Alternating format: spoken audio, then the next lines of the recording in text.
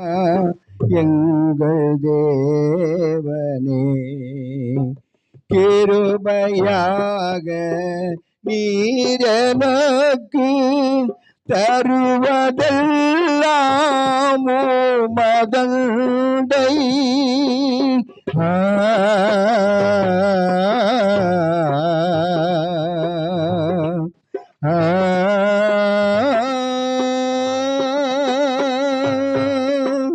கிருபையாக நீர் எனக்கு தருவதெல்லாம் உமதண்டை. அருமையாயனை அழைக்கும் அன்பின் தூதராக செய்யும் தேவனே, நான் உமதண்டையில் இன்னும் நெருங்கி சேர்வதே என் ஆவல் பூமியில். இன்னும் நெருங்கி சேர்வதே என் ஆவல் பூமியில். இயேசுவின் மூலம் ஜெபம் கேளும் நல்ல பிதாவே, ஆமென். அல்லேலூயா. ஆண்டவர் உலக இரட்சகருமாகிய இயேசு கிறிஸ்துவின் விநேரப்பட்ட நாமத்திலே உங்கள் யாவரையும் நான் வாழ்த்துகிறேன், ஆசீர்வதிக்கிறேன். தேவன் இந்த நாட்களிலே நம்ம எல்லாம் விடுதலையாக்கி அவருடைய சமூகத்திலே கொண்டு வந்திருக்கிறார். இந்த தேசத்தை ஆளுகிறதான தேசத்தினுடைய தலைவர்களுக்கு சமாதானம் இல்லை. இந்திய தேசத்தை ஆளுகிறதான நம்ம எல்லாரும் சொல்கிற மாதிரி மோடிஜி கூட சமாதானம் இல்லை. எந்த நேரத்தில் என்ன நடக்கணும் ஒன்றுமே புரியல. அவருக்கு எப்போ மரணம் அவனுக்கு தெரியவே இல்லை. அப்படியெல்லாம் ஒரு சூழ்நிலை. அவரும் கூட சொல்கிறாரு, மறுபடியும் ஒரு லாக்டவுன் வரப்போகுது அப்படின்னு சொல்லிட்டு அவரே பயந்து போய் சொல்லிட்டு இருக்கிறார். இப்படி பலவிதமான சூழ்நிலைக்கு மத்தியில் ஒன்றுக்குமே பிரயோஜனம் இல்லாத தேவனுடைய பிள்ளைகளாகிய நம்ம ஆசாரியர்களா, தேவனுடைய ஊழியக்காரர்களா அவருடைய மத்தியில் பாட துதிக்க தேவன் கிருபை செய்திருக்கிறார். அல்லேலூயா. அது மாத்திரம் இல்லை, நான் வரும்போது பார்த்த 3 விதமான கூட்டத்தார் குருத்தோலைகளை பிடித்து மூலக்கடையிலிருந்து ஒரு திரளான ஜனங்கள் மியூசிக் போட்டு ஒரு மாட்டு வண்டியில் இயேசு போல அலங்கரித்து பின்னாடி சீஷர்கள்லாம் வச்சு ஜனங்கள்லாம் போகிறாங்க. தெரியாத ஜனங்க பஸ்ஸில் வரவங்கெல்லாம் அவரை பார்த்து சிலுவை போட்டுன்னுக்குறாங்க. இயேசுன்னு யாரு கூட தெரியல. ஏதோ ஒரு பொண்ணை அட்ராக்ட் பண்ணி இயேசுவை மாதிரி அலங்கரிச்சிருக்காங்க. அவங்கள பார்த்துட்டு அப்படியே ஒரு அம்மா அப்படி அதுக்குள்ளே என்ன பண்ணிச்சு, அதை மீன் விற்கிற அம்மா போலகுது, அதை பையை திறந்து காணிக்க எடுத்துக்கிச்சு. இப்போ இயேசுவை பார்த்த உடனே அவருக்கு எதனா கொடுக்கணும்னு ஒரு எண்ணம் இந்துக்களாக இருந்தால் கூட அவருடைய மத்தியில் இருக்கிறதே நாம் பார்க்குறோம். அல்லேலூயா. ஏதாகிலும் கொடுத்தா தான் தேவன் நம்மையும் கூட ஆசீர்வார். பாஸ்டர் கூட சொன்னாங்க, கொடுக்கறதன் மூலமாக தான் ஒரு பெரிய ஆசீர்வாதமே இருக்குது அப்படின்னு சொல்லிட்டு. ஆகவே என்னை அதிகமாக நேசிக்கிறதான பாசையாக்காக பாஸ்டர்மாக்காக தேவனுடைய சமூகத்தில் வந்திருக்கிறதான தேவனுடைய பிள்ளைகள் எல்லாருக்காக நான் நன்றி சொல்கிறேன். நான் எப்பொழுதெல்லாம் சென்னைக்கு வரேன் அப்போதெல்லாம் பாஸ்டரோடு கூட நான் பேசுவேன். ஐயா, நான் உங்களை பார்க்கணும், எங்கே பார்க்குறது ஐயா, நான் இங்கே இருக்கிறேன் அப்படின்னு சொன்னபோது கடந்த நாளில் ஒரு இடத்த சொன்னார். அந்த இடத்துல வந்து என்னை பார்த்து என்னோடு கூட பேசி ஆறுதலான வார்த்தைகள் சொன்னது மாத்திரமல்ல, இந்த நாளில் நான் நிற்பதற்கு ஒரு ஸ்தலத்தை எனக்கு தந்திருக்கிறார். அல்லேலூயா. அது விசேஷமாக இங்கே வந்த பிறகு பாஸ்டமாக இன்றைக்கி வர்ஷிப் பண்ணாங்க. எனக்கு ரொம்ப சந்தோஷமாயிடுச்சு. அல்லேலூயா. பேதைகளை ஞானிகளாக மாற்றுகிறதான தேவன், உள்ளவைகளை அவமாக்கும்படியா இல்லாதவர்களை தெரிந்து கொள்ளுகிறதான தேவன், பலவான்களை வீழ்த்த பலவீனமானவர்களை தெரிந்து கொண்டதான தேவன், இந்த நாட்களிலே அவருடைய ஊழியத்திற்காக நாங்கள் குடும்பமாக ஊழியம் செய்கிறன்றதுக்கு ஆதரவாக இருக்கும்படியாக அருமையான பாஸ்டமா அவங்க நல்ல அற்புதமாக பாடல் பாடி தேவனை மகிமைப்படுத்தினாங்க. அவளை கண்டபோது எனக்கு மிகவும் சந்தோஷமாக இருக்குது. கடந்த நாட்களிலே எங்களுக்கு ஒரு கன்வென்ஷன் நடந்தது. எங்கள் வீட்டம்மா எல்லாரும் சிபிஎம் பிலீவர்ஸாக இருக்கிறதுனால எப்பவுமே சொல்லுவாங்க, வருஷத்தில் இப்போ ஒரு கல்யாணம் மாதிரி ஒரு பண்டிகை நடக்குது, அந்த பண்டிகைக்கு நீங்கள் ஒரிசாவில் இருந்து என்ன பிரயோஜனம், ஒரு நாள் வந்து அந்த மண்ணெண்ணா மெரிச்சிட்டு போங்க அப்படின்னு சொன்னாங்க. அந்த இடத்துக்கு அவ்வளோ ஒரு மகிமை இருக்குது அப்படின்னு சொன்னாங்க. நீங்கள் ஆதி நாட்களில் திருமணம்லாம் நடந்தால், நான் சொல்ல ஒரு 30, 40, 50 வருஷத்துக்கு முன்னாடி கல்யாணம் நடந்தால், கல்யாணம் எல்லாம் முடிஞ்சு தாலியெல்லாம் கட்டிடுவாங்க. அப்போ வந்து பெரிய பீரோவோ கட்டிலோ ஒரு லாரி ஃபுல்லாக சாமான்களை கொடுக்கவே மாட்டாங்க. ஒரு ட்ரங்கு பட்டி, ஒரு பாய், 2 தலைக்காணி. இதை என்ன பண்ணுவாங்க, மொத்தமாக கட்டி கொஞ்சம் வெயிட்டாக இருந்தால மாப்பிள்ளை மேலே வந்து கட்டி வச்சுடுவாங்க. பொண்ணுக்கிட்ட அந்த தலையாணியும் பாயும் கொடுப்பாங்க.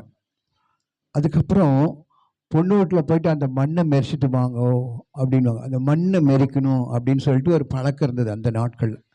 அந்த மாதிரி இந்த வீட்டம்மா சொல்லுவாங்க, அந்த ஸ்தலத்தில் தேவனுடைய ஜனங்கள் எல்லாம் வராங்க, நம்முடைய கால்கள் அந்த இடத்துல பதியணும் அப்படின்னு சொல்லுவாங்க. அதற்காக நானும் கூட வட இந்தியாவிலிருந்து புறப்பட்டு வந்தேன். வரும்பொழுது என்னோடு கூட 31 பேரை அழைத்து வந்தேன். அல்லேலூயா.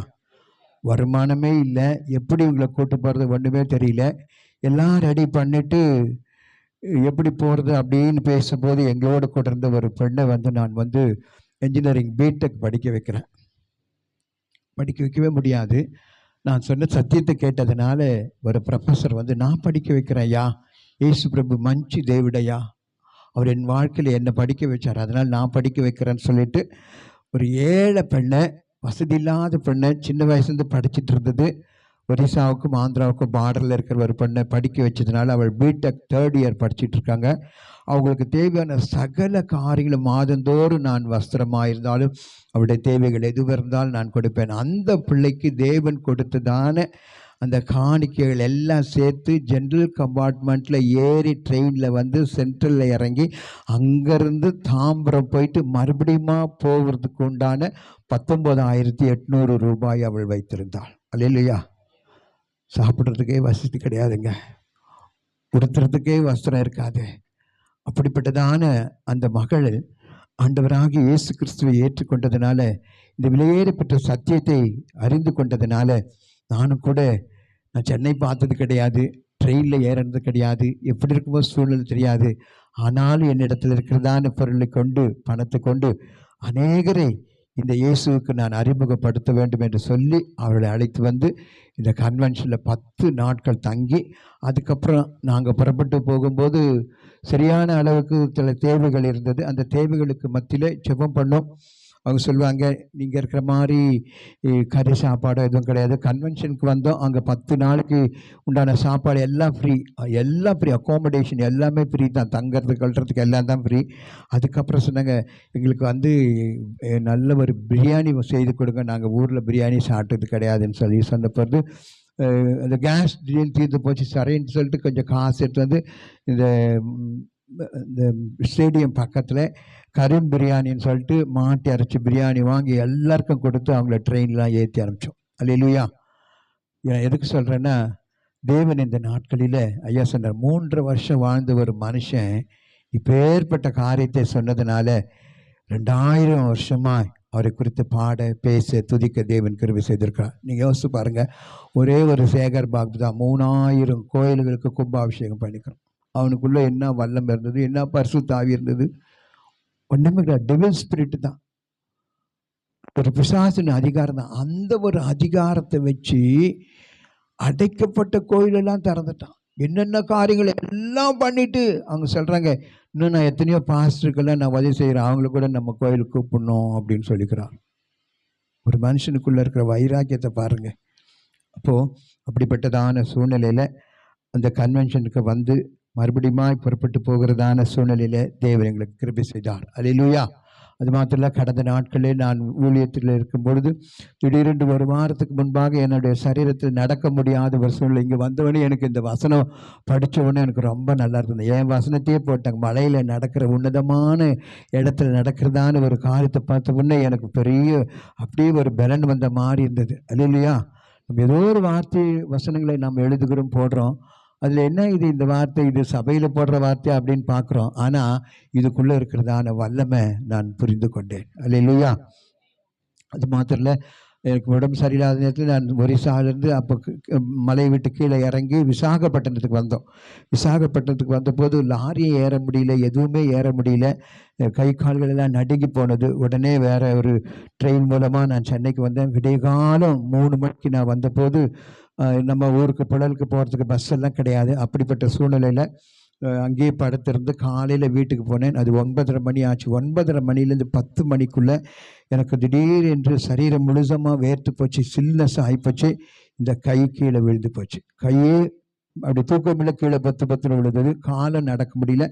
ஒரு 10 நிமிஷத்துக்குள்ளே எங்கள் வீட்டில் பிள்ளைங்களாக இருந்தாங்க, அவங்க வெளியே எங்கெங்கே போயிட்டாங்க, யாருமே இல்லை. ஒரு பிள்ளை மாத்திரம் சொன்னேன், எனக்கு உடம்பு சரியில்லை, எங்கள் மகனை கூப்பிடுங்க அப்படின்னு சொன்னேன். அதுக்குள்ளே நான் சொல்லுவேன், பாட்டு பாடினா வாயின் வார்த்தைகள் வருமேன்னு சொல்லிட்டு நான் எப்படியோ பாட்டெல்லாம் பாடி பார்க்குறேன், பாடவே முடியல. கை கால் எல்லாமே விழுந்து போச்சு. என் மகன் திடீர்னு வந்தார். எங்களுடைய அண்ணன் ஒரு டாக்டர், அவர்கிட்ட சொன்னார், இது மாதிரி அப்பாவுக்கு இது மாதிரி ஆயிடுச்சு. சரிடா, அவன் மருந்து மாத்திரலாம் எடுக்க மாட்டான், இது ரொம்ப கண்டிஷன் ரொம்ப மோசமாக இருக்குது, அவன் அன்கான்சியஸாக இருக்கான், இவனை தூக்கி உடனே ஆட்டோவில் போட்டுன்னு பெரியார் நகரில் ஒரு ஹாஸ்பிட்டல் இருக்குது, மு.க. ஸ்டாலின் திறந்துக்கிறாராம், நல்ல ஹாஸ்பிட்டல் கொண்டு போங்க அப்படின்னு சொன்னாங்க. அங்கே கொண்டு போன போது அவங்க எல்லாரும் பார்த்துட்டு உடனே பார்க்குறாங்க தான். எனக்கு சரியான நினைவுகள் இல்லை. இசிஜி எடுத்தாங்க, எம்ஆர்ஐ ஸ்கேன் என்னென்னமோ எடுத்தாங்க. அதுக்கப்புறம் சொன்னாங்க, ஒரு டாக்டர்ஸ் சீஃப் வந்து சொன்னார், வேஸ்ட்டு, இவரை வீட்டுக்கு கூப்பிட்டு போயிட்டு சொல்லுங்கள் அப்படின்ட்டாங்க. எதில் வந்தீங்க? ஆட்டோவில். சரி, நீங்கள் உடனே போயிடுங்க அப்படின்னு சொன்னாங்க. இப்போ என் மனைவி பிள்ளைகள் எல்லாம் அப்படி அழுதுகிட்டு இருந்தாங்க. அந்த கண்ணீரை என்னால் பார்க்க முடிஞ்சுது. ஏதோ தெரியல, திடீர்னு ஒரு டாக்டர் வந்தார். யார் என்ன ஒன்றுமே புரியல. இருக்கும் ஒரு 25 வயசு தான் இருக்கும். அவர் வந்து என்னை தட்டிக்கிட்டு பார்த்துட்டு, சரி இவருக்கு ஒரு இன்ஜெக்ஷன் போடுங்க அப்படின்னு சொன்னாங்க. அந்த இன்ஜெக்ஷன் வந்து 85,000. இதே ஹாஸ்பிட்டலில் வேலை எங்கன்னா ப்ரைவேட்டாக போட்டால் 2.5 லட்சம் ரூபாய் வாங்கிடுவாங்களாம், அதே ஹாஸ்பிட்டலில் அந்த இன்ஜெக்ஷனுக்கு. ஆனால் எனக்கு இலவசமாக தான் போட்டாங்க. போட்டு இவருக்கு சில காரியங்கள்லாம் பண்ணியிருக்கேன். இந்த மிஷினில் என்ன நடந்தது என்று சொல்லி என்னை வந்து அப்போவே வந்து என்னையும் என் வீட்டம்மாவையும் ஒரு 108 பிடிச்சி என்னை வந்து ஜிஹெச் ஹாஸ்பிட்டலுக்கு அனுப்பிச்சிட்டாங்க. 15 நாட்கள் நான் ஐசியூவில் இருந்தேன். யாரும் பேச முடியாது, யாரும் கேட்க முடியாது, பலவிதமான இடுக்கங்கள் நெருக்கங்கள். அங்கே போன பிறகு சொன்னாங்க, ஒன்றும் பிரச்சனை, இது என்னை போட்ட உடனே என் பக்கத்தில் 3 பேர் இறந்து போயிட்டாங்க. நான் அதெல்லாம் பார்த்துக்கிட்டு தான் இருந்தேன். ஆனாலும் கர்த்தர் எனக்கு ஜீவன் சுகம் பலன் தந்தார். அன்றைக்கே செத்து போக வேண்டியதான எனக்கு தேவன் 9 மாதங்கள் இலவசமாய் எனக்கு கிருபை செய்திருக்கிறார். அல்லேலூயா. அப்போது நாம் செய்கிறதான ஊழியத்தின் மூலமாக, நாம் செய்கிறதான பிதாவுடைய சித்தம் செய்கிறதுனால தேவன் அதை நினைவு கூர்ந்து நமக்கு கூட ஜீவன் சுகம் பலன் ஆரோக்கியம் தருகிறார். அல்லேலூயா. அப்போ நம்ம என்ன பண்ணோம்? ஆண்டவருக்காக ஏதாச்சும் ஒரு ஊழியம் செய்யும் போது தேவன் உண்மையாக கிருபை செய்வார். நான் கூட யோசிச்சு, எனக்கு இப்போ 70 வயசாச்சு. முன்னெல்லாம் 10 கிலோமீட்டர் நடப்பேன், இப்போ நடக்க முடியல. ஆனாலும் கூட எப்படி ஆகிலும் இருக்கிற கொஞ்ச காலத்தில் தெய்வத்துக்காக ஏதாச்சும் ஒரு ஊழியம் செய்து தேவனுடைய ராஜ்யமாய் மாறணும். அல்லேலூயா. நான் இந்த கன்வென்ஷன் வந்த பிறகு போன வாரத்தில் ஆண்டவரே அங்கேருந்து இங்கே வந்துட்டு யாரை சந்திக்கிறது ஒன்றுமே புரியல அப்படின்னு சொல்லும்போது என்னை வந்து ஒரு பிரதர் கூப்பிட்டு, நீங்கள் பூந்தமல்லிக்கு வாங்க அப்படின்னு சொன்னாங்க. சரி, பூந்தமல்லிக்கு போகலான்னு சொல்லிட்டு பஸ்ஸுக்காக நான் காத்திருந்து பஸ்ஸு வரும் 62 வரும்போது கிட்ட பார்த்தா அது 62 மாதிரி தான் இருந்துச்சு. ஆனால் அது வந்து 157. பஸ்ஸே மாறி போச்சு, கண்ணே தெரியல. அப்போ அந்த பஸ்ஸை பிடிச்சி நான் வந்து மூலக்கடை தாண்டி வந்துட்டேன். இது எங்கே போகுது அப்படின்னு சொன்னால், இது வந்து மின்ட்டுக்கு போதும் அப்படின்னு சொன்னாங்க. இது வேசர்பாடி வழியாக போதா அப்படின்னு ஆமாம் சொன்னாங்க. அப்போ என்ன ஆண்டவரே, இப்படி ஊழியக்காரன் கண்ணு தெரியாதவன் கூட நல்லா சரியானபடி பஸ்ஸை பிடிச்சி எங்கே இறங்கணுமோ கரெக்டாக இறங்குறாங்க, போகிறாங்க, இன் பண்ணுறாங்க, பெல்ட்டு கட்டுறாங்க, மீன் குழம்பு செய்கிறாங்க, தலை வாடுறாங்க, சீப்பை எங்கே வைக்கணுமோ கரெக்டாக எடுக்கிறாங்க. இப்படியெல்லாம் இருக்குது. கண்ணு தெரிஞ்ச நானே இப்படி முட்டாள் ஆயிட்டனே அப்படின்னு சொல்லிட்டு நான் ஆண்டவர்கிட்ட அப்படி வேதனையோடு கூட, என்ன ஆண்டவரே நீர் என்னை எப்படி நடத்துகிறீங்க அப்படின்னு சொல்லிட்டு நான் புழலில் வந்து இறங்கி அந்த அம்பத்தூரில் போகிற வழியில் உட்காரலான்னு உட்காந்துட்டு இருந்தேன். அப்போ என் பக்கத்தில் கண்ணு தெரியாத ஒரு மனுஷன் 2 கண்ணாடி, அந்த கருப்பு கண்ணாடி போட்டுட்டு உட்காந்துருந்தார். ஆண்டவர் சொன்னார், நீ அவரோடு கூட பேசு அப்படின்னு சொன்னார். ஒரு 5 நிமிஷம் அவரோடு கூட வந்து, ஐயா எங்கே போகிறீங்க ஐயா, பஸ்ஸுக்காக காத்திருக்கீங்க அப்படியே பேசும்போது அவர் சொன்னார், ஆமாங்க ஐயா, எனக்கு ஒரு வண்டி வரும், அந்த பஸ்ஸில் நான் போவேன், ஒரு அம்மா வருவாங்க அப்படின்னு சொன்னார். அப்போ உங்கள் பேர் என்னென்னா, என் பேர் வந்து ஒரு இந்து பேர் சீதாராமனை ஏதோ ஒன்று சொன்னார்.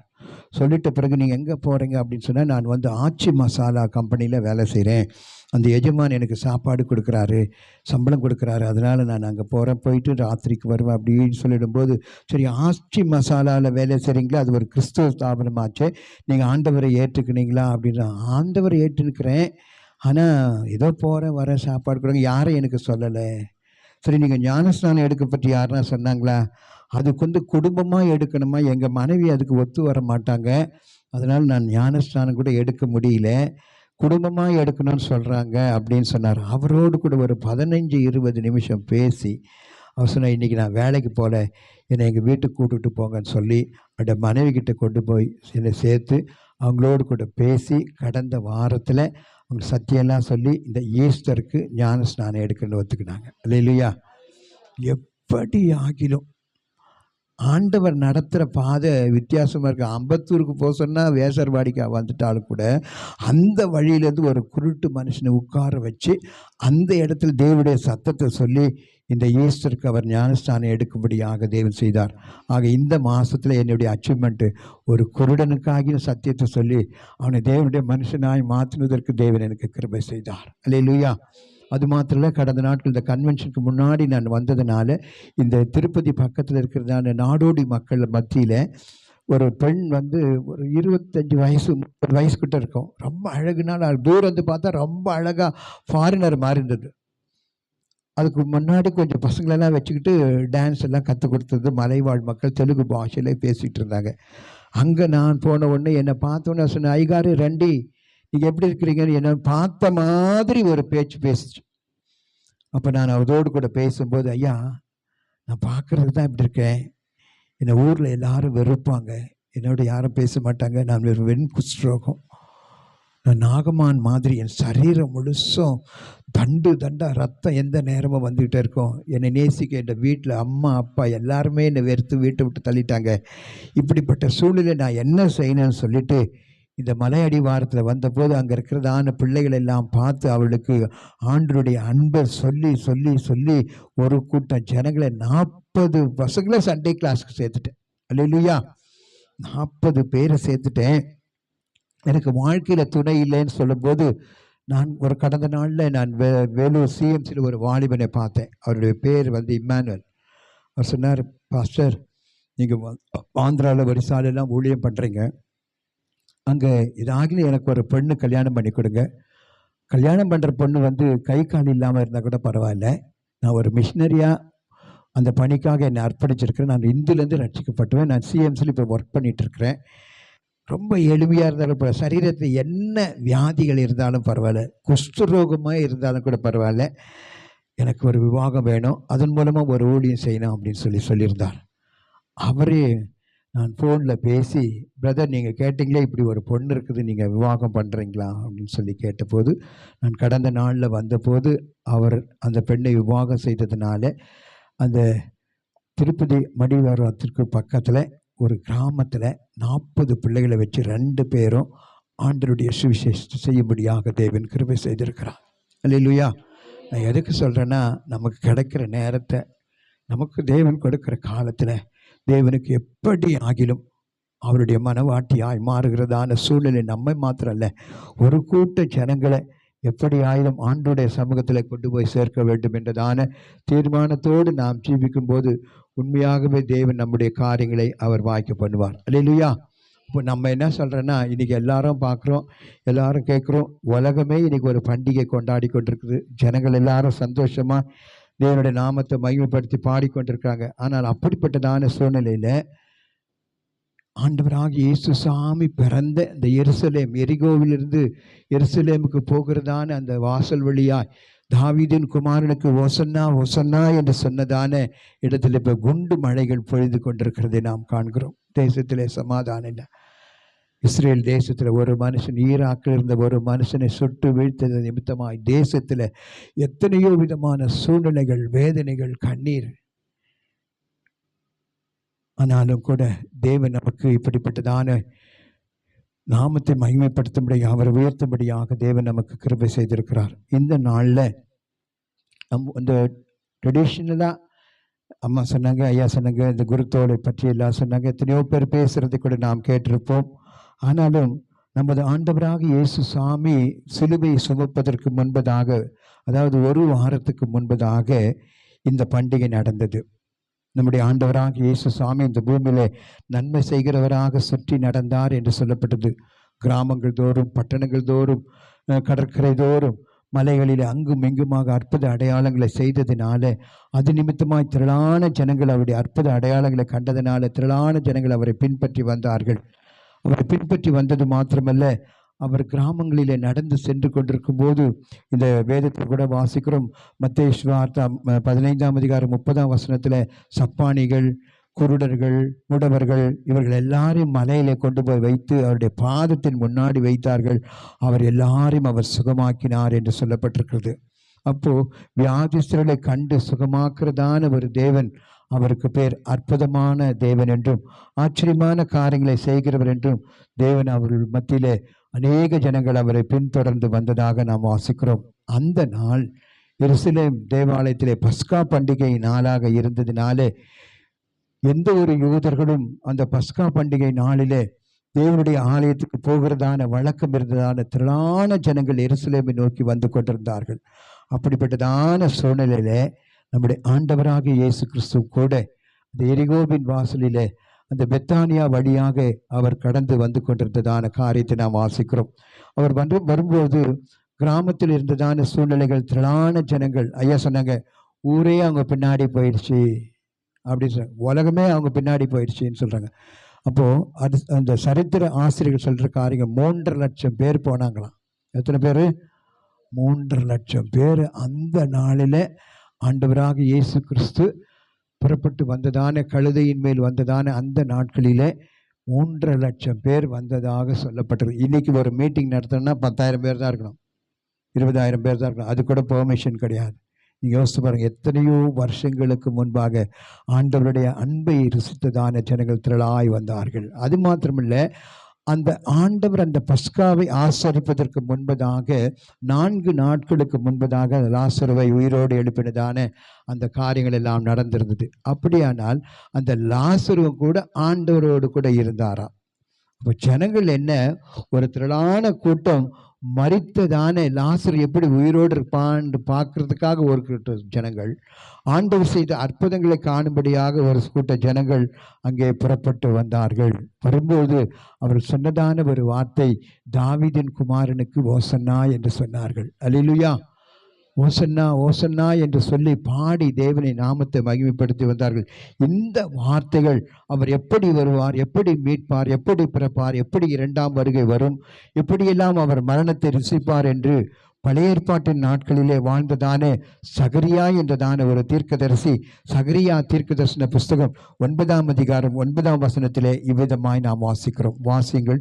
சகரியா, சீயோன் குமாரத்தியே, சீயோன் குமாரத்தியே, மிகவும் களிகூறு, மிகவும் களிகூறு. எருசலேம் குமாரத்தியே, எருசலேம் குமாரத்தியே, கெம்பீரி, கெம்பீரி. இதோ இதோ உன் ராஜா உன்னிடத்தில் வருகிறார், உன் ராஜா உன்னிடத்திலே வருகிறார். அவர் நீதி உள்ளவரும், அவர் நீதி உள்ளவரும், ரட்சிக்கிறவரும், தாழ்மை உள்ளவரும், கழுதையின் மேலும் கழுதை குட்டியாகிய மரியின் மேலும் ஏறி வருகிறவராய் இருக்கிறார்.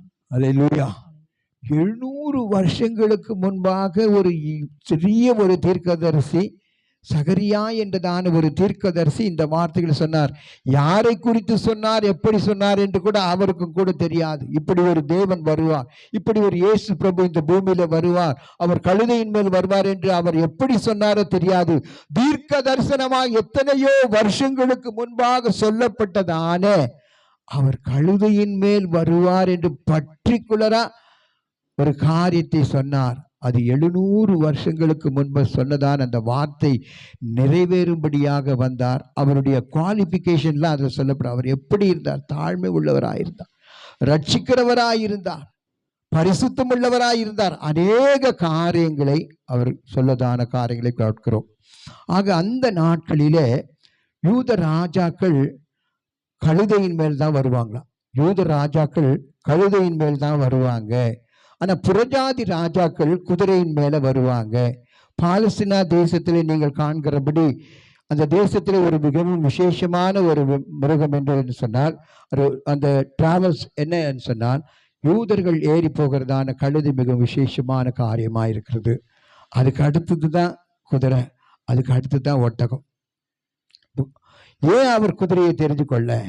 குதிரை என்பது வீரம், குதிரை என்பது ஜெயத்தை காட்டுகிறது, குதிரை என்பது ரத்தம் சிந்துகிறதான ஒரு அதிகாரமுடையதான காரியங்களாக இருக்கிறதுனால அவர் அதை தெரிந்து கொள்ளாதபடி தேவன் அந்த கழுதையை அவர் தெரிந்து கொண்டார் என்று சொல்லி நாம் வாசிக்கிறோம்.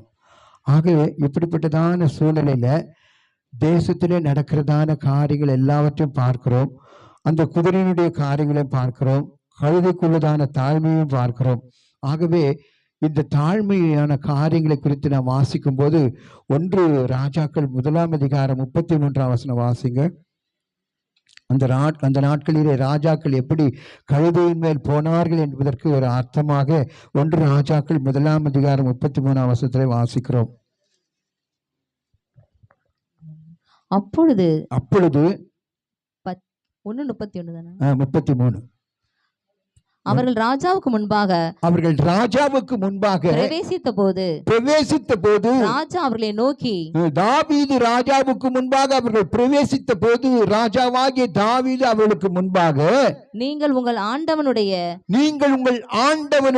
சேவகரை கூட்டிக் கொண்டு என் குமாரனாகிய சாலமோனை, சேவகரை கூட்டிக் கொண்டு என் மகனாகிய சாலமோனை என் கோவேறு கழுதையின் மேல் ஏற்றி அவனை கீகோனுக்கு அழைத்து கொண்டு போங்கள். அங்கே ஆசாரியனாகிய சாதோக்கும் தீர்க்கதரிசியாகிய நாத்தானும் அவனை இஸ்ரவேல் ராஜாவாக அபிஷேகம் பண்ண கடவர்கள். பாருங்க, ராஜாவாக அபிஷேகம் பண்றவங்க எங்க போவாங்களா? கழுதையின் மேலதான் போவாங்க. கடந்த நாள்ல இந்த பக்கம் ரூட்ல எந்த மாதிரி ஆட்டோவும் போல, பஸ்ஸும் போல, எதுவும் போல, 20 ரூபாய் 30 ரூபாய், அப்பா யார திட்டணுமோ எல்லாரையும் திட்டணும். ரோடு போட்டவனை திட்டணும், முக ஸ்டாலினை திட்டணும், மோடியை திட்டணும், யாரையும் திட்டணும். நம்மகிட்ட இந்த காசெல்லாம் போனதுனால, பிரச்சனைனால, ஒரு வழி வாசல் இல்லாததுனால நாம் அப்படிப்பட்டதான காரியங்களை திட்டி கொண்டே இருந்தோம். ஆனால் ராஜாக்கள் அந்த நாட்களிலே எதன் மேல் போனாங்களா? கழுதையின் மேல போனார்கள் என்று சொல்லப்படுகிறோம். அப்போ இந்த இந்தியாவில் பலஸ்தீனா தேசத்துல கழுதை ஒரு விசேஷமான மிருகமா இருந்தாலும், நான் இந்தியாவில் பார்க்கும்போது அது ரொம்ப கேவலமான கழுதை. எனக்கு கழுதை குறித்து எனக்கு ரொம்ப அனுபவம் உண்டு. ஏன்னா நாங்கள் ஒரிசாவில் கழுதைகளோட கூட தான் அதிக நாள் அங்கே இருக்கிறோம். ஏன்னா எந்த ஒரு காரியத்தையும் எடுத்துக்கொண்டு போக, எலெக்ஷன் சொன்னால் கூட அந்த பெட்டிகளை எடுத்துக்கொண்டு போக கழுதை தான் யூஸ் பண்ணுவாங்க. அது மாத்திரம் இல்லை, எந்த ஒரு சுமையை எடுத்துக்கொண்டு போக வேண்டும் என்றாலும் வேற அந்த தீவிரவாதிகள் வரும்போது கூட கழுதையின் மேல் தான் வருவாங்க. நான் இருந்த புழலில் கூட பார்த்தீங்கன்னா, நான் இருந்தது வண்ணாம் வீடுன்னு சொல்லுவாங்க, துணியெல்லாம் வாஷ் பண்ணுற வீடு. அந்த வீட்டுக்கு பக்கத்து வீடு தான் நாங்கள். எங்கள் அண்ணன் டாக்டராக இருந்தாலும் டாக்டர் ஆசீர்வாதம் வீடுன்னா தெரியாது, வண்ணா வீட்டாண்டு இருக்கிறாங்களா அப்படின்னு சொல்லிட்டு தான் கரெக்டாக தெரியும். அப்போ அந்த வீட்டாண்டு இருக்கிற கழுதைங்க நிறைய இருக்கும். ஆனால் கழுதை வந்து குட்டியில் தான் ரொம்ப அழகாக இருக்கும், ரொம்ப அழகாக இருக்கும் கட்டியில், அந்த குட்டியில்.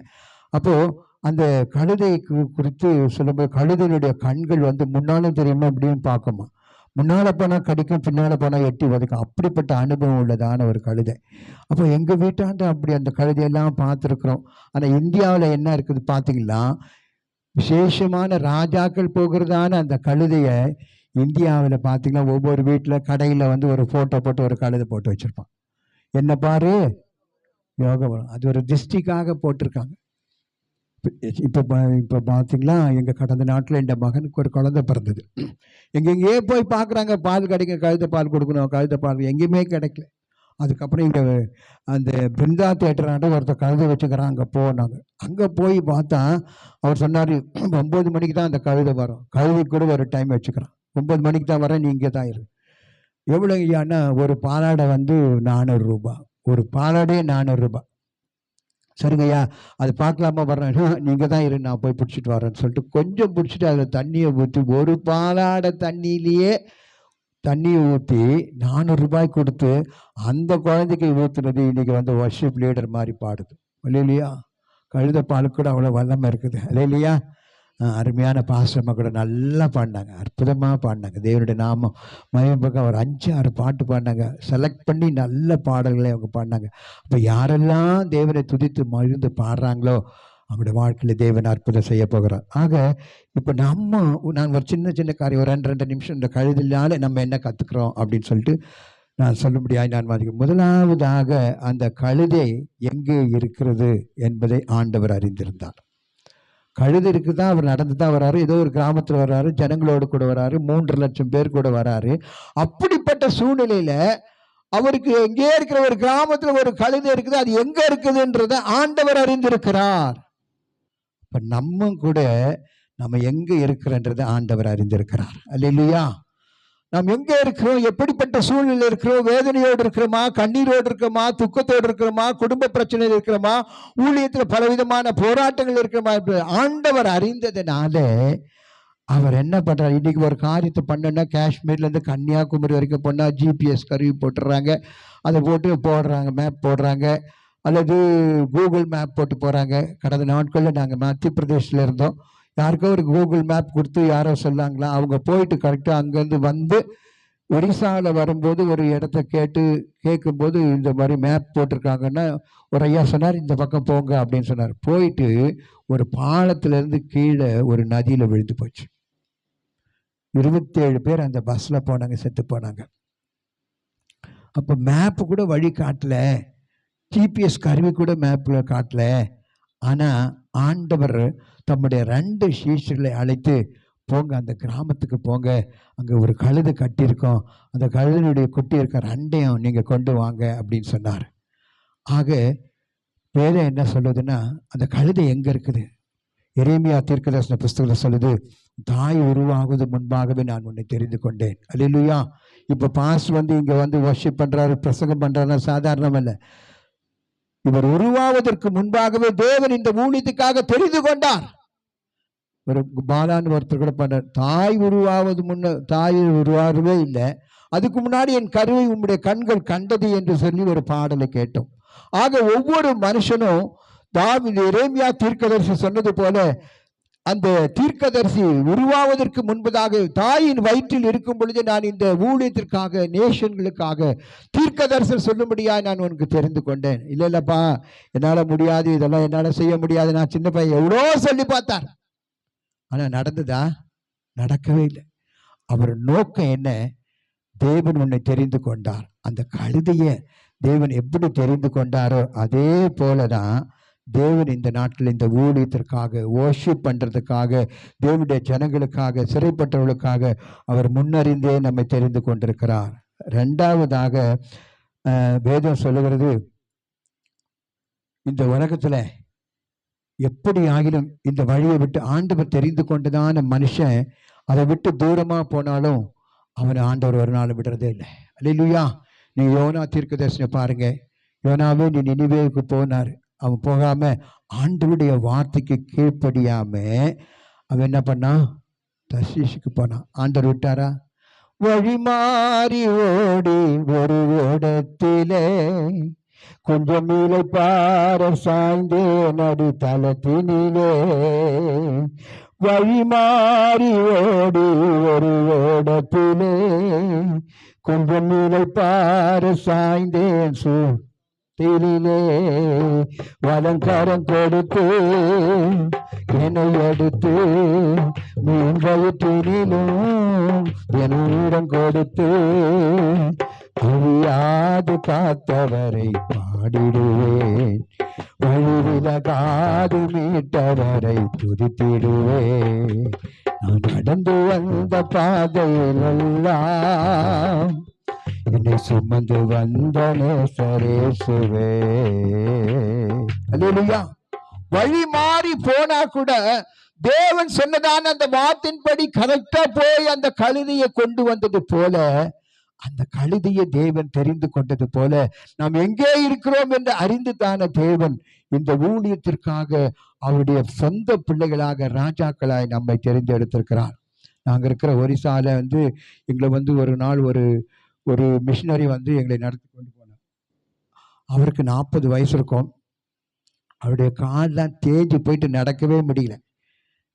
அவருடைய மனைவி 2 பேரை கொண்டு போனாங்க. அப்போ அவர் சொன்னார், இங்கேருந்து நம்ம 15 கிலோமீட்டர் போகணும் அப்படின்னார். சரியாக 7 மணி அன்னைக்கு அது ஒரு பௌர்ணமியாக இருந்தாலும் கொஞ்சம் வெளிச்சம் இருந்தது. அவரும் அந்த மலையில் 20 வருஷமாக இருக்கிறாரு. எங்களை கூப்பிட்டு போனார். போய் போய் போய் போய் கொண்டு போய் மறுபடியுமா 3:30-4 மணி இருக்கும். வந்துட்டோம் அப்படின்னு சொல்லி நிற்க வச்சா, நாங்கள் என்னைக்கு காலையில் ராத்திரி 7 மணிக்கு பரவட்டோமோ அதே இடத்துக்கு வந்துட்டோம். அப்போ அந்த இடத்துல இருக்கிற மிஷினரி கூட இடமே தெரியல, வழி தெரியல, போராட்டங்கள். ஆனால் ஆண்டவர் நீ எங்கே இருக்கிறன்றதை அவர் அறிந்திருக்கிறார். நம்முடைய உட்கார்தலை நினைவு கூறுகிறார். நம்முடைய தேவைகளை அவர் அறிந்திருக்கிறார். அது மாத்திரம் இல்லை, நாம் எப்படிப்பட்டதான சூழ்நிலையில் இருக்கிறோம் என்பதை அவர் அறிந்திருக்கிறார். 2வதாக யாரும் ஏறாத ஒரு கழுதை அப்படின்னு சொல்ல, யாருமே ஏறாத ஒரு கழுதையாக இருக்கிறதான அந்த கழுதையை தேவன் தெரிந்து கொண்டார். நல்லா தெரியும் தேவன் அந்த கழுதையை ஏன் தெரிந்து கொண்டார் என்று. அவர் சொல்லுகிற ஒரு காரியம், இந்த கழுதையை எனக்கு கொண்டு வாங்க அப்படின்னு சொல்லும்போது அந்த தாயும் பிரிக்கல, அந்த குட்டியும் பிரிக்கல. அவர் ஒரு பாசத்தோடு அதை அழைத்து கொண்டு வந்தார்கள். ராஜாக்கள் அந்த நாட்களில் கழுதையின் மேலே ஏறி போகணும்னு சொன்னால் ப்ராக்டிஸ் பண்ணணுமா. கழுதையில் ஏறி உட்காந்து போகிறதுக்கு ப்ராக்டிஸ் பண்ணோம். ஆனால் நாங்கள் கூட ஒரிசாவில் இருக்கும்போது கழுதைங்க சும்மா இருக்க ஏறின்னு போவோம். அது எங்கன்னா தூக்கிட்டு பயங்கரமாக ஓட்டம் போட்டு கீழே எங்கன்னா தள்ளி விட்டு ஓடிவிடும். ஆனால் ராஜாக்கள் ஏறுகிறதான கழுதை பழக்கப்பட்டதாக இருக்கணும். ஆனால் பழக்கமில்லாத ஒரு கழுதையை தேவன் அதன் மேல் உட்கார்ந்து அவர் சவாரி பண்ணாருன்னு சொல்லி பார்க்குறோம். அல்லேலூயா. அப்போ நம்ம கூட அந்த தேவன் அந்த கழுதை தெரிந்து கொண்டதான காரியம், அதுக்குள்ள ஒரு தாழ்மை இருந்தது, அதுக்குள்ள ஒரு பரிசுத்தம் இருந்தது என்று சொல்லி அதிலே எழுதப்பட்டிருக்குது. ஆகவே நாமும் கூட பரிசுத்தம் உள்ளவர்களாக தாழ்மை உள்ளவர்களாக இருக்கும்பொழுது தேவன் நம்முடைய காரியங்கள் எல்லாவற்றையும் நமக்கு செய்ய அவர் வல்லவராக இருக்கார். மூணாவதாக அது கட்டப்பட்டிருந்ததான ஒரு நிலவரம். கட்டப்பட்டதான அந்த கழுதை பரிசுத்தம் உள்ளதான ஒரு ஜீவியம்தான், தாழ்மை தான் இருந்தது. ஏன் அது கட்டப்பட்டிருந்தது அப்படின்னு சொல்லும்போது ஏதோ ஒரு காரியத்தினால அது அங்கிருந்து போகாதபடி அந்த எஜமான் கட்டி வைத்திருந்தான். கட்டி வைத்திருந்தது மாத்திரமல்ல, அதை அவிழ்க்கும் போது உங்களை யாராகிலும் கேட்டால் இது ஆண்டவருக்கு வேண்டும் என்று சொன்னபோது, அந்த ஆண்டவருக்கு என்று சொன்னபோது அந்த எஜமான் மனப்பூர்வமாய் அந்த கழுதையை கொடுத்தான் என்று வாசிக்கிறோம். அப்படியானால் அந்த எஜமான் அந்த ஆண்டவரை நன்றாக அறிந்திருக்கக்கூடும். இப்போ நாமும் கூட மற்றவர்களுக்கு கொடுக்கறதுனால, மற்றவர்களுக்கு செய்கிறதுனால தேவன் நம்மையும் ஆசீர்வதிப்பார். நாம் கூட கொடுக்கணும். அழிந்து போகிறதான இந்த உலக பொருட்களால ஆத்துமாக்களை ஆதாயப்படுத்த வேண்டும் என்று சொல்லி வேதம் சொல்கிறது. அழிந்து போகிறதான பொருட்கள், நான் கூட இங்கிருந்து கொண்டு போகிறதான ட்ரெஸ்ஸு, இங்கிருந்து கொண்டு போகிறதான காரியங்கள் எல்லாவற்றையும் யாருக்கு பார்த்து பார்த்து கொடுத்தனால இன்னைக்கு தேசத்தில் பல இடங்களில் ஆண்டவருடைய பிள்ளைகளாக இருக்கிறாங்க. ஆண்டவருக்கு தேவனால் தெரிந்து கொள்ளப்பட்ட பிள்ளைகளாக இருக்கிறாங்க. நான் கூட பார்த்துக்கலாம், 40 நீங்கள் நம்பவே மாட்டீங்க, 40 வருஷம் ஆச்சு நான் ட்ரெஸ் எடுத்து. யாருன்னா நம்புவீங்களா? இந்த ஆள் டூ போடுறான் அப்படின்னு சொல்லி 40 வருஷம் ஆச்சுங்க. எங்கள் மாமியார் வீட்டில் அப்போ கோட் ஷூட் வாங்கி கொடுத்தாங்க. எங்கள் அண்ணன் சொன்னார், அவர் ஒரு தீக்காக்காரர், கோட்டெல்லாம் வாங்கினா சைக்கிள் கூட அவனுக்கு வாங்கி கொடுக்காது அப்படிலாம் சொன்னார். அப்புறம் இல்லைங்க இருக்கட்டங்க, கிறிஸ்தவ கல்யாணம் அப்படின்னு சொல்லி வாங்கி கொடுத்தேன். அன்னைக்கு வாங்கி கொடுத்த ட்ரெஸ் தாங்க இது வரைக்கும். ஒரு கடைக்கு போய் ஒரு ட்ரெஸ்ஸாக, ஒரு பேக்காக, ஒரு செருப்பாக எதுவுமே நான் வாங்கினதே இல்லை. எதனா வாங்கணும்னு சொன்னால் நான் சொல்லுவேன், ஆண்டவரே உமக்காக இந்த ஊழியத்துக்காக வந்தேன். யார் இருக்காங்க எங்களுக்கு இந்த நாட்டில், இந்த தேசத்தில் யார் இருக்காங்க? அப்படி எப்படி ஒரு கடை இருக்குது? கல்கட்டா போனால் தான் எல்லாம் வாங்க முடியும். இங்கேருந்து 260 கிலோமீட்டர் போகணுமே. ஆண்டவரே உண்மை இல்லாமல் எங்களுக்கு வேறு யாரும் கதி லேதையா, எங்களுக்கு வேறு மார்க்கம் லேதையா அப்படின்னு சொன்னால் போதும், யார் மூலமாக எதை கொடுக்கணுமோ அதை கொடுத்துடுவார். அல்லேலூயா. இப்போ நான் காலையில் வந்தபோது கூட பார்த்த ஜனங்கள் எல்லாரும் இந்த 40 நாள் உபவாசம். எங்கள் வீட்டில் கூட ஒரு பொண்ணு டாக்டருக்கு படிக்கிறான். ஆண்டவருடைய கிருபை தான். அவள் இந்த 40 நாளாக மீன் சாப்பிட மாட்டேன், கறி சாப்பிட மாட்டேன், முட்டை சாப்பிட மாட்டேன். அவள் தான் இந்த வாரம் எல்லாருக்கும் சாப்பாடெலாம் பங்கிடணும். எல்லாருக்கும் பிரிஞ்சு போட்டு நேற்று எல்லாருக்கும் ஒரு முட்டை வைங்க. நாங்கள் முட்டையை கூட கையில் தொடக்க மாட்டோம். ஏன்னா நான் இந்த 40 நாள் நான் எண்ணி தொடவே மாட்டேன். இன்றைக்கி எத்தனையோ பேர் நல்ல பட்டு வஸ்திரங்கள் கட்ட மாட்டாங்க, பூ வைக்க மாட்டாங்க, பொட்டு வைக்க மாட்டாங்க, நல்ல காலில் கூட செருப்பு போட மாட்டாங்க, குடிக்கிறவங்க கூட குடிக்க மாட்டாங்க, கஞ்சா அடிக்க மாட்டாங்க. இப்படி நிறைய காரியம் இருக்கும். ஆனால் 40 நாள் முடிஞ்ச உடனே என்ன காரியங்களெல்லாம் விட்டாங்களோ அதெல்லாம் அப்படி மேலே சேர்ந்துடும். அல்லேலூயா. அப்போ ஒரு வேதம் சொல்லுது, ஒருவன் கிறிஸ்துவுக்குள் இருந்தால் அவன் புதிய சிருஷ்டியாக இருக்கிறான், பழையவைகள் எல்லாம் ஒழிந்து போச்சு, எல்லாம் எங்களுக்கு புதுசாக இருக்குது அப்படின்னு சொல்லி புதிய படைப்பாக இருக்கணும். ஒருவன் ஜலத்தினாலும் ஆவியினாலும் பிரபாவிட்டால் தேவனுடைய ராஜ்யத்தில் பிரவேசிக்கவே முடியாது. இந்த நாட்கள் இத்தனை வருஷமா இருக்கிறவங்க, தேவனுடைய ராஜ்யம் சமீபமாக இருக்குது, யுத்தம் நடக்குது, போராட்டம் நடக்குது. யாருக்கு என்ன சத்தியம் சொல்லி அவரை மனம் திரும்ப வைக்கணும், ஞானஸ்தானம் எடுக்கணும், நம்ம என்ன பிரயாசப்பட்டு இருக்கிறோம். கேஸ் இல்லையா? கேஸ் இல்லை. மாமா விட்டாண்ட போய் பாரு, கேஸ்க்கு தான் பாரு, கொஞ்சம் கேஸ் இருந்தால் கூட எடுத்துன்னு வந்துரு. ஒரு 2 நாள் இருந்தால் கூட போதும், எடுத்துன்னு வந்துரு. இன்னைக்கு பார்த்தீங்களா, நம்ம தமிழ்நாட்டில், இந்தியாவில் வரைக்கும், தமிழ்நாட்டில் வரைக்கும் 15 லட்சம் பேர் இருக்கிறாங்களா? 15 லட்சம் பேர். நான் சொல்கிறபடி ஆந்திராவிலேருந்து, ஒரிசாவிலேருந்து, அங்கே இங்கே மகாராஷ்டிராலேருந்து, எந்த வேலைக்காக ஐடி கம்பெனி எல்லாம் இந்த 15 லட்சம் பேருக்கு உணவு இல்லாதபடி மிகவும் தத்தளிக்க போகிறாங்க. அந்த கடைகள் எல்லாம் மூடணும், அந்த ஹாஸ்டல்லாம் மூடணும்னு ஒரு காரியம். இன்னொரு காரியம், என்ன வியாதி வந்தாலும் வெளியூர்லேருந்து எங்கே வந்தாலும் ஜிஹெச்சில் தான் அட்மிஷனே கொடுப்பாங்க. அப்படி ஒரு அடைக்கணும். ஆனால் இன்றைக்கி டாக்டர்ஸ்க்கெல்லாம் சொல்லியிருக்காங்க அட்மிஷனே கொடுக்காது. என்ன வியாதி இருந்தாலும் எழுதி கொடுத்து மாத்திரை கொடுத்து 1 வாரம் 2 வாரம் அனுப்பிச்சி விட்ரு. கேஸ் இல்லை, சாப்பாடு கொடுக்க முடியாது. நீங்கள் பார்த்தீங்களா, நாங்கள் சென்ட்ரல்லேருந்து வண்டி ஏறும்போது சென்ட்ரல் பக்கத்தில் வந்து ஒரு பெரிய ரயில்வே ஆஃபீஸ் இருக்கும். 25 ரூபா கொடுத்தா அப்படியே நல்ல சாப்பாடு, அந்த பொரியல், கூட்டு, ரசம், மோர், தயிர் எல்லாம் வச்சு 25 ரூபா தான். அதுக்கு போயிட்டு நாங்கள் வாங்கி சாப்பிட்டு பார்சல் வாங்கிக்குவோம். ஏன்னு சொன்னால் அங்கே எல்லாரும் கொஞ்சம் ஃப்ரீயாக கொடுப்பாங்கன்னு சொல்லிட்டு. இன்றைக்கி அங்கே போனால் பழைய சோறு வச்சு ஒரு தயிர் சாதம் 10 ரூபா, இன்னொரு ஒரு சோறு வச்சு ஒரு லெமன் ரைஸ் இதை ஒரு 5 ரூபா, அப்படி வச்சு 10 ரூபாயிலே முடிஞ்சு. யாருக்குமே கொடுக்க முடியல. இப்போ தான் ஆரம்பித்து 1 மாதம் ஆச்சு. போகிற மாதம் 28ஆம் தேதி ஆரம்பித்து 1 மாதமும் 1 நாளாவது. இதுக்குள்ள தேசத்தில் பஞ்சம், போராட்டம், பிரச்சனை, தேசத்தை ஆள முடியாது. இன்னைக்கு எல்லாரும் சொல்கிற மாதிரி நான் வந்தால் அது பண்ணிவிடுவேன், இதை பண்ணிவிடுவேன், 5 சிலிண்டர் கொடுத்துருவேன், 6 சிலிண்டர் கொடுத்துருவேன், ஃப்ரிட்ஜு கொடுத்துருவேன். ஜனங்கள் எல்லாம் யோசிக்கிறாங்க, நீ யார் வந்தாலும் நீ ஆட்சி செய்யவே முடியாது, கஷ்டம். நம்ம குடும்பத்தையே நஷ்டப்படுத்த முடியலையே, நம்ம குடும்பத்தில் பிள்ளைகளுடைய தேவைகளே நம்ம சந்திக்க முடியலையே. நீ எப்படிப்பட்டதான சூழ்நிலையில் ஒரு ஃப்ரிட்ஜு 10,000 கொடுக்க போகிற தெரியல. வராத்துக்கு எதனா வாயில் வந்தவருக்கு அடிச்சு விடுறாங்க. 6 சிலிண்டர், ஒரு சிலிண்டரே 45 நாள் ஆகுமா. இன்னைக்கு சொல்றாங்க 90 நாள் ஆகும். 6 சிலிண்டர் கொடுத்தா 1 வருஷத்துக்கு நம்ம வந்து சிலிண்டர் வாங்கவே தேவையில்லை. இப்போ தேசத்தை ஆளுகிறதான ஜனங்கள் பலவிதமான சூழ்நிலையில சொல்லி அவர்கள் என்ன பண்றாங்க, சூழ்நிலையை உருவாக்குறாங்க. ஆனா தேசம் பாழாய் போய் கொண்டிருக்கிறது.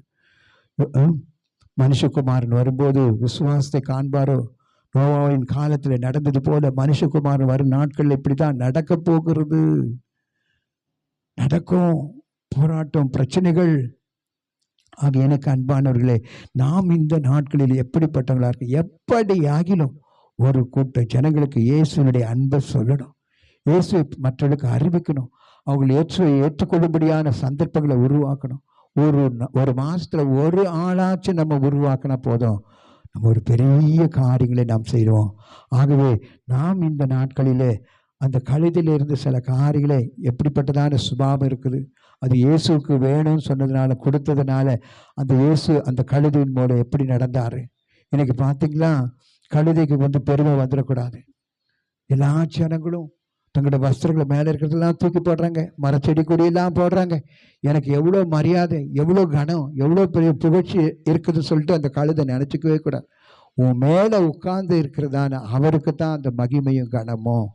ஆகவே நம்மை நடத்துகிறதான ஒரு தேவன் இருக்கிறார், நமக்கு உதவி செய்கிறதான ஒரு தேவன் இருக்கிறார். அவர் என்னை நடத்தினார், அவர் நல்லவர், அவர் கிருபை என்றும் உள்ளது என்று சொல்லப்பட்டிருக்குது. நான் என் வேலை எழுதி கொடுக்கும் போது 2004ஆம் வருஷத்துல ஒரிசாவுக்கு நான் போகும்போது என்னுடைய வீட்டம்மாவுடைய அக்கா ஒருத்தர் வந்து சிபிஎம்ல ஊழியம் செய்தாங்க. அவங்க இது மாதிரி என்னடா பைத்தியக்காரதனமா இந்த மாதிரி ஊழியத்துக்கு எழுதி கொடுத்துட்டேன், நீ எப்படி நடத்த போற, அடுத்த வாரம் நீ ஊருக்கு போறியாம அப்படின்னு சொல்லும் போது, அங்கே வீட்டுக்கு போய் அவங்கள செகண்டராபாத்தில் போய் பார்த்து பேசும்போது ஒரு மூட்டை, ஒரு வெள்ளை மூட்டை துணியை வச்சு கட்டி கொடுத்தாங்க. என்னை நடத்தினார், அவர் நல்லவர், அவர் கிருபை என்று சொல்லி போங்க அப்படின்னு சொல்லிட்டார். அப்போ சொன்ன போது நாங்களும் கூட வந்து வீட்டுக்கு வந்து பார்த்தா அதில் வந்து 21 ஐட்டம் இருந்துச்சு. கொஞ்சம் சர்க்கரை, கொஞ்சம் மிளகு, கொஞ்சம் சீரகம், அப்படியெல்லாம் இருந்துச்சு. அன்னைக்கு கொண்டு வந்து 2004ஆம் வருஷம் எங்கள் வீட்டில் அஞ்சனை பெட்டியில் போட்டோம். இது வரைக்கும் எங்கள் வீட்டில் 25 அநாத பிள்ளைகள் சாப்பிடுவதற்கு தேவன் உதவி செய்திருக்கான். இல்லையா? எங்கேயும் போய் கேட்கறதே இல்லை. அதுக்கு ஒரே ஒரு காரணம், அவரை பாடினா போதும், அவரை துதிச்சா போதும், அவரை மகிமைப்படுத்தினா போதும். எல்லாவற்றையும் என்னுடைய டார்கெட்டை பாடினா போதும், எல்லாம் நடந்துறையா. சங்கீதக்காரனாகிய தாவீது பாடினான். அப்போ கட்டப்பட்டதான ஒரு காரியத்தை கூட நம்ம அதில் வாசிக்கிறோம். ஏன் கட்டி இருந்தாங்க? சிறையில் பவுலும் சீலாவும் கட்டினாங்க. அவங்கள அவுத்து விடுறதுக்கு யாருமே இல்லை. ரோம ராட்சியம் அவங்களை கொண்டு போய் உள்ள சிறைக்குள்ள வச்சிருந்தது. ஆனா அவங்க பாடினதான பாடல் மூலமா சங்கிலிகளே அறுக்கப்பட்டு போயிடுச்சான். அல்லேலூயா. நீங்க பாடணும். யோசேப்பை கூட அந்த தேசத்துல நியாயமான கோரிக்கைக்காக அவனை 2 வருஷம் ஜெயிலில் போட்டாங்க. சங்கிலி போட்டு காலில் கட்டிட்டாங்க, கையில கட்டிட்டாங்க. அவன் யெகோவா தேவனை மறுதலிக்க மாட்டேன் என்று சொல்லி வைராக்கியமாயிருந்தான். யார் கண்களினால கட்டினார்களோ அந்த 2 வருஷம் அவனை ஒரு பெயில் போட்டு பார்க்கறது கூட ஒரு மனுஷன் இல்லை. அவன் கட்டப்பட்டிருந்ததான சூழ்நிலையில யார் சங்கிலியினால கட்டினார்களோ அவர்களை கொண்டு அந்த கட்டுகளை அவிழ்த்தாராம். அல்லேலூயா. இன்னைக்கு உன் கட்டுகளை அவுக்கணும்னா சீஷர்கள் வேணும், தேவ தூதர்கள் வேணும். உன் குடும்பத்துல சாபமா, உன் குடும்பத்துல பிரச்சனையா, பிசாசு போராட்டமா, வறட்சியா, எப்படிப்பட்ட சூழ்நிலை இருந்தாலும் ஊழியக்காரனை கூப்பிட்டு அழைச்சி ஜெபம் பண்ணி பாருங்க, உனக்குள்ள ஒரு அபிஷேகம் வரும். அந்த கட்டுகள் நிர்மூலமாக்கி போகப்படும். நான் இன்னைக்கு எப்பவுமே பாஸ்டர் சொல்லுவாங்க, ஒரு சப்ஜெக்ட் கொடுப்பாங்க, இதில் பேசுங்க அப்படின்னு சொல்லுவாங்க. ஆனால் இன்னைக்கு ஃபார்ம் சண்டே அவர் ஒன்றும் சொல்லலை. ஆனால் என்னோடு கூட 2 நாளைக்கு முன்பாக ஒரு வார்த்தை மாத்திரம் என்னோடு பேசப்பட்டது. அந்த வார்த்தை என்னவென்றால், 2 ராஜாக்கள் 8ஆம் அதிகாரம் 3ஆம் வசனம் மாத்திரம் வாசிங்க. ஒரு சின்ன செய்தியை நான் அதோடு முடிக்கிறேன்.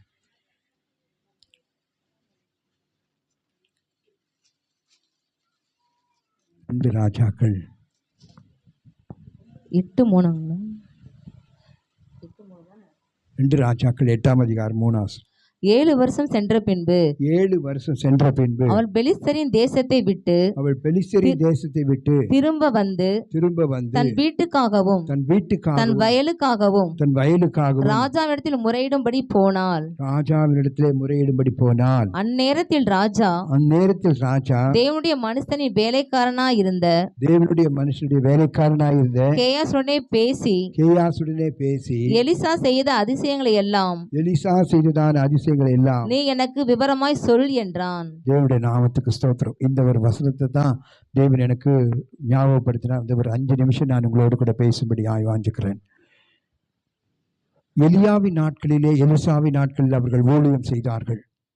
மலைகளிலே, காடுகளிலே எங்கெல்லாம் சுவிசேஷம் அறிவித்து விட்டு ராக்காலங்களிலே அவர்கள் கடந்து போகிறதான வேளையிலே ராத்திரி நேரத்தில் போகும்போது அவள் எங்கே போவார்கள், எப்படி சாப்பிடுவார்கள் என்றெல்லாம் அநேக ஜனங்கள் யோசிப்பது உண்டு. ஆனால் கனம் பொருந்தியதான ஒரு தாய், ஒரு ஸ்திரீயானவள் அந்த வீட்டினுடைய முன்பாக வந்து நின்று எலியாவும் எலிசாவும் புறப்பட்டு போகும்போது அவர்களை அன்பாய் கூப்பிட்டு, ஐயா நீங்க வாங்கய்யா, எங்க வீட்டுல ஒருபடி சாப்பிட்டு போங்க அப்படின்னு சொல்லிட்டு ஒரு ஆகாரம் கொடுத்து சாப்பிட்ட பிறகு அவர்கள் ஜெபித்து விட்டு போயிருப்பார்கள். இது நடைமுறையா இருந்திருக்கும்.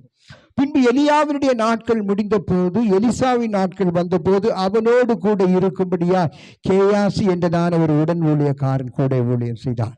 அவருடைய நாட்களில் கூட இப்படியாக அந்த அருமையான தாயார் அவளுக்கு ஆகாரம் கொடுத்து ஒவ்வொரு நாளும் ஊழியத்திற்கு வரும்போதெல்லாம் அனுப்பினார்களாம். இப்படிப்பட்ட சூழ்நிலையின் மத்தியில ஒரு நாள் தன் புருஷனோடு அவள் பேசி, ஐயா எப்போது வந்து போகிறதான இவர்கள் தேவனுடைய ஊழியக்காரர், தேவனுடைய மனுஷர்கள் என்று நான் அறிந்திருக்கிறேன். ராக்காலங்களிலே சாப்பிட்டுட்டு ராத்திரியில நடந்து போய் கொண்டிருக்காங்க. ராத்திரியில என்ன நடக்குமோ தெரியாது. நமக்கு இப்படி ஒரு நல்ல ஒரு வீடு இருக்குது. இந்த வீட்டு மேல ஒரு சின்ன ஒரு கொட்டை போடலாம், ஒரு சின்ன ரூம் போடலாம், ஒரு பெட்டு போடலாம், ஒரு 2 சேர் போட்டு டேபிள் போட்டு ஒரு லைட்டை வச்சுட்டா அவங்க சாப்பிட்டுட்டு கொஞ்ச நேரம் தங்கி இலைப்பாரி போவார்களே என்று சொல்லி தன்னுடைய புருஷனோடு பேசினாளாம். அவனும் ஒத்துக்கொண்டான். ஒரு நாள் எப்போது போல் வந்து போகிறதான வேளையில, அவர்கள் சாப்பிட்டு விட்டு போகிற வேளையில அவளிடத்தை சொன்னான், ஐயா நீங்க போக வேண்டாம், நீங்க மேலே போய் கொஞ்சம் ரெஸ்ட் எடுத்துட்டு போங்க, காலையில போங்க அப்படின்னு சொல்லியிருப்பாங்க. அப்படி அவங்க போன போது கேயாசியை பார்த்து எலிசா தீர்க்கதரிசி சொன்ன, எப்போதும் வந்தா இவங்க சாப்பாடு கொடுப்பாங்க, நம்மளை அனுப்பிச்சுடுவாங்க. இப்போ ஏற்பட்டதான வசதிகளை நமக்கு செய்து கொடுத்திருக்காளே, நம்ம என்ன செய்யணும், இந்த வீட்டுக்கு என்ன பிரச்சனை இந்த வீட்டிலே இருக்கிறது என்று சொல்லி அவனிடத்தை கேட்கும் போது அவன் சொன்னான், இப்பேற்பட்டதான வசதிகளை செய்து கொடுக்கிறதான இவருடைய வீட்டில் அவளுக்கு பிள்ளை இல்லை என்று சொன்னார்கள். உடனே அவளை அழைத்தார்கள். அவளும் வந்து நின்றாள். மா நீங்க கவலைப்படாதீங்க, நாட்கள் வரும், ஏற்ற நாட்களிலே தேவன் உங்களுக்கு ஒரு ஆண் பிள்ளை தருவார் என்று சொன்னார். ஆனால் அந்த சகோதரி என்ன சொல்லியிருக்கணும், ஐயா என்னையா அபத்தமா சொல்றீங்க, தீர்க்க தரிசனம், நானே வயசாகி போச்சு, என் புருஷனுக்கும் வயசாகி போச்சு, இந்த நாள்ல எங்களுக்கு ஒரு குழந்தை பிறக்குமா அப்படின்னு சொல்லி அவளோடு கூட பேசும்போது, இல்லை கண்டிப்பாக தேவன் உங்களுக்கு ஒரு பிள்ளையை தருவார் என்று சொன்னார். அல்லேலூயா. அதை தான் ஆபிரகாமை பார்த்து ரோமர் தீர்க்கதரிசனமாக சொன்னது என்னவா, என் தேவன் வாக்குத்தத்தம் பண்ணினதை நிறைவேற்ற வல்லவராய் இருக்கிறார் என்று முழு நிச்சயமாய் நம்பி தேவனை மகிமைப்படுத்தி விசுவாசத்திலே வல்லவனாய் மாறினார். நம்பு, இயேசுவை நம்பினா போதும், உன் வாழ்க்கையில் உன் கர்ப்பத்தின் கனியை அவர் கொடுப்பார், கர்ப்பத்தை அவர் திறப்பார். அண்ணாளுடைய வாழ்க்கையில கர்ப்பத்தை திறந்த தேவன் உன்னுடைய வாழ்க்கையில நீ வேண்டிக் கொள்வதற்கு நினைப்பதற்கும் அதிகமாக அவர் செய்வார். சாராளுக்கு அந்த காரியங்கள் எல்லாம் முடிந்த பின்பு 90 வயசுல தேவன் ஆபிரகாமுக்கு 100 வயசுல ஒரு பிள்ளையை கொடுப்பார்னா ஏன் நமக்கு அப்படி கொடுக்க மாட்டார்? அவன் சொன்ன வார்த்தையின்படியே தேவன் அவருக்கு ஒரு பிள்ளை கொடுத்தார். அவள் வாழ்ந்து கொண்டிருந்ததான தேசத்திலே பயங்கரமான ஒரு பஞ்சம் வந்த போது அவள் செய்ததான நற்கிரைகள் நிமித்தமாக தீர்க்கதரிசி அந்த வீட்டிற்கு வந்து அவரிடத்தை சொன்னான், இந்த தேசத்துல பஞ்சம் 7 வருஷம் இருக்கும், 7 வருஷம் நீங்க இங்க இருக்க வேணாம், எங்கேயாச்சும் போங்க, திரும்ப நீங்க வாங்க, பஞ்சம் முடிஞ்ச சொல்லி அனுப்பிட்டாங்க. சொன்னதுக்கு காரணம் அன்றைக்கு ஊழியக்காரனுக்கு ஆகாரம் கொடுத்ததுனால. அல்லேலூயா. தேவனுடைய மனுஷனுக்கு ஆகாரம் கொடுத்து ஒரு இளைப்பாறுதலுக்காக அவர்கள் ரெஸ்டுக்காக ஒரு ரூமை கொடுத்தது நிமித்தமாக அந்த பஞ்சத்திலிருந்து அவர்கள் காக்கப்பட்டார்கள். மீண்டுமாக அவர்கள் பெலிஸ்தியர் தேசத்துக்கு புறப்பட்டு போய் 7 வருஷங்கள் சென்ற பின்பு மீண்டுமாய் அந்த தேசத்துக்கு வந்து அவருடைய தேசத்தை பார்க்கும்போது அவருடைய வீடு எங்கே இருக்கிறது தெரியல, அவருக்கு சொத்துக்கள் எங்கே இருக்கிறது தெரியல.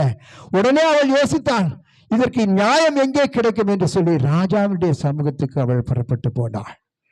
ராஜாவுடைய சமூகத்திலே அந்த நாட்களிலே எலிசா செய்ததான அற்புதங்களை கேட்கும்படியா கேயாசினிடத்திலே ராஜாவுடைய பிரதானிகள், உன் ராஜாவாகிய எலிசா என்னென்ன அற்புதங்கள் செய்தான் என்று சொல்லு என்று சொன்ன போது அவன் சில காரியங்களை சொல்லி கொண்டு வந்தான்.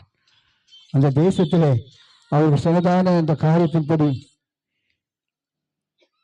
ஐயா, அந்த நாட்களிலே நாங்கள் இப்படிப்பட்ட சூழ்நிலை இருக்கும்போது எங்களுக்கு இவர்கள் ஆகாரம் கொடுத்தார்கள், எங்களை நேசித்தார்கள், இப்படியெல்லாம் செத்து போன மனுஷனை உயிரோடு எழுப்பினான் என்று சொன்ன காரியங்களை அந்த பிரதானிக்கு கேயாசி சொன்னது நிமித்தமாக தேவன் அவளுடைய வாழ்க்கையில அவள் கேட்டுக்கொண்டதான சகல காரியங்களும், அவள் விட்டு போனதான தேசத்திருந்த சகல பொருட்களையும் அவளுக்கு கொடுக்கும்படியாய் ஒரு பிரதானியை ஏற்படுத்தி 7 வருஷம் சென்ற பின்பு அவள் என்னென்ன காரியங்கள் எல்லாம் விட்டு போனாலோ அவள் எல்லாவற்றையும் அவள் பெற்றுக்கொண்டாள். காரணம், அவள் யாரிடத்துல போனாள்? ராஜ சமூகத்திலே போனார். புருஷன் பேசல, மகன் பேசல, இந்த ஸ்திரீயானவள் தான் ராஜாவோடு பேசினார். நீ பேசு, ஊழியத்துக்காக பேசு, குடும்பங்களுக்காக பேசு, ரட்சிப்புக்காக பேசு, தேவைகளுக்காக, ஊழியங்களுக்காக நாம் பேசப்படும் போது ராஜாதி ராஜன் நம்முடைய எல்லா விதமான ரெக்வஸ்டேஷன், எல்லா விதமான காரியங்களை அவர் ஏற்றுக்கொண்டு நமக்கு என்னென்ன காரியங்கள் வேணுமோ எல்லாவற்றையும் அவர் திரும்ப கொடுப்பார். அல்லேலூயா. அதை தான் தாவீது கூட தன்னுடைய வாழ்க்கையில செய்ததான ஒரு காரியம். 2 சாமுவேல் 9ஆம் அதிகாரம் 7ஆம் வசனத்தை வாசித்து பாருங்க. 2 சாமுவேல் 9ஆம் அதிகாரம் 7ஆம் வசனம். தாவீது அவனை பார்த்து நீ பயப்படாதே, உன் தகப்பனாய் யோனத்தான் நிமித்தம் நான் நிச்சயமாய் உனக்கு தயவு செய்து உன் தகப்பனாகிய சவுலின் நிலங்களை எல்லாம் உனக்கு திரும்ப கொடுப்பேன். கர்த்தருடைய நாமத்துக்கு ஸ்தோத்திரம். நீ பயப்படாதே, நான் நிச்சயமாய் உனக்கு தயவு செய்து எல்லாம் உனக்கு திரும்ப நான் கொடுப்பேன் என்று சொன்னான். சங்கீதக்காரனாகிய தாவீதை அதிகமாய் நேசித்ததான ஒரு மகன் தான் சவுலுடைய குமாரனாகிய யோனத்தான் அதிகமாக நேசித்தான். அவனுடைய ராஜ பட்டயத்தையே தாவீதுக்கு கொடுத்தானா. அவ்வளவு சிநேகித்ததான அவனும் கில்போவா மலையிலே மரித்து போனான், சவுலும் மரித்து போனான். யாரும் இல்லாத சூழ்நிலையில தாவீது மகாராஜாவாக மாறும்போது முதலாவது அவன் கேட்ட ஒரு காரியம், என் நிமித்தமாய் யோனத்தான் குடும்பத்தில் யாராகிலும் மீண்டு இருப்பார்களானால் அவள் எங்கே இருக்கிறாள் என்று கேட்டு அவன் ஷீபா என்ற ஒரு வேலைக்காரனுடைய வீட்டிலே மாகீரின் குடாரங்களிலே இருக்கிறான் என்று சொல்லி, அவன் 2 கால்களும் முடமாய் இருக்கிறான் என்று சொல்லி அவனை அழைத்து கொண்டு வந்து அவன் ராஜ்ய பாரத்தை உட்காரும் போது முதலாவது சொன்ன ஒரு காரியம், நான் உன் தகப்பனுடைய எல்லா விதமான ஐஸ்வர்யங்களும் எல்லா விதமான தேவை நான் உங்களுக்கு திரும்ப நான் கொடுப்பேன் என்று சொன்னான். அல்லேலூயா. அப்போ நாம் கூட இந்த நாட்களில் என்னென்ன காரியங்களை இழந்திருக்கிறோம். சமாதானத்தை இழந்திருக்கலாம், சந்தோஷத்தை இழந்திருக்கலாம், இளைப்பாறுதல் இழந்திருக்கலாம், ஜெப வாழ்க்கையை இழந்திருக்கலாம், ஊழியம் செய்கிற காரியங்களை இழந்திருக்கலாம். ஒருவேளை குடும்பத்தின் பிரச்சனைகளினால குடும்ப போராட்டங்கள் இருக்கலாம், வட்டியாக இருக்கலாம், பண கஷ்டங்கள், என்ன வியாதியாக இருந்தாலும் எல்லாவற்றையும் மாற்றி நம்முடைய வாழ்க்கையில் அவர் திரும்பவுமாய் நமக்கு அவர் கொடுக்க போகிறார்.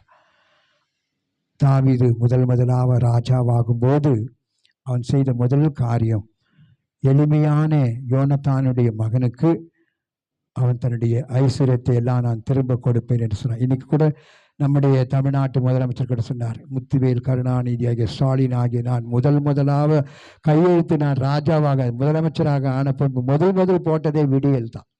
விடியலுக்கு தான் நான் போட்டேன், பெண்களுக்கு தான் போட்டேன்னார். இந்த சட்டத்தை கொண்டாந்தனே தாவீது. அல்லேலூயா. எத்தனையோ வருஷங்களுக்கு முன்பாக எளிமையானவர்களுக்கு, ஒன்றுமில்லாதவர்களுக்கு, இழந்து போனவர்களுக்கு, வசதி இல்லாதவர்களுக்கு கொடுக்கிறதான ஒரு அனுபவத்தை உண்டாக்கின நம்முடைய ராஜாவாகிய தாவீது. நாம் இந்த நாட்களில் என்னென்ன காரியங்களை நாம் இழந்திருக்கிறோமோ எல்லாவற்றையும் கொடுக்கிறதான ஒரு தேவன் இருக்கிறார். அவள் 7 வருஷம் சென்ற பின்பு தனக்குண்டான எல்லாவற்றையும் அவள் திருப்பி கொண்டாராம். நான் கடந்த நாட்களில் ஒரிசாவிலிருந்து வரும்போது எங்கள் மலையடி வாரத்தில் ஒரு ஊழியக்காரன் இருப்பார், ஒரு மிஷினரி.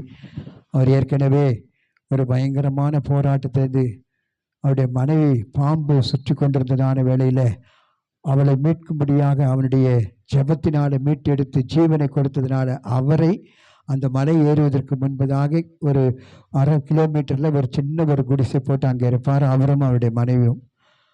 எங்கே இருக்கிறதான ஜனங்கள் வந்து அவரிடத்துல ஜெபித்து கொண்டு போவார்கள். நாங்களும் கூட போகும்போது முன்னெல்லாம் மேலே ஏறுறதுக்கெல்லாம் ரொம்ப கஷ்டமாக இருக்கும். அவங்க வீட்டில் போயிட்டு தங்கி அவர் வீட்டில் கொடுக்குற ஆகாரங்களை சாப்பிட்டு தான் மலை ஏறுவதற்கு ஆச்சரியமாக இருக்கும். இன்றைக்கு பார்த்தாக்கா அந்த மனுஷன் படிக்க தெரியாத ஒரு மனுஷன், பைபிள் மாத்திரம்தான் கையில் வச்சிருப்பாரு. அது என்ன பிரித்து என்ன வார்த்தைன்னு கூட தெரியாது.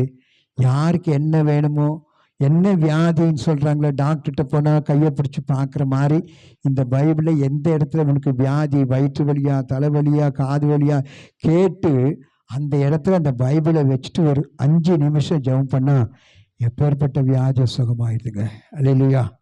அப்போ நான் கூட இங்கே ஊழியத்தில் இங்கே ஹாஸ்பிட்டலில் இருக்கும்போது முடிஞ்சு வீட்டுக்கு வரும்போது டாக்டர் சொன்னால் நீங்கள் எக்ஸசைஸ் பண்ணணும், இப்படி தூக்கணும், கை வைக்கணும், ஒரு 1/2 மணி நேரம் பண்ணணும் அப்படின்னாரு. அப்போ நான் அங்கே போன பிறகு என்னை விசாரித்து, ஐயா இந்த கையெல்லாம் கொஞ்சம் எக்ஸசைஸ் பண்ணானார். அவர் சொன்னார், நீ எக்ஸசைஸே பண்ண முடியாது ஐயா, என்கிட்ட ஒரே ஒரு நாள் ஜெபம் பண்ணிங்கன்னு சொல்லிட்டு அவரும் ஜெபம் பண்ணார். அதுக்கப்புறம் நான் இந்த 9 மாதமாக எக்ஸசைஸ் பண்ணுறதே இல்லை. அவர் ஒரு பெரிய டாக்டரே இல்லை, அவர் ஒரு பெரிய படித்த மனுஷனே இல்லை. ஆனால் தேவன் ஒவ்வொரு மனுஷனையும் தெரிந்து கொண்டிருக்கிறார், மீட்டெடுத்திருக்கிறார்.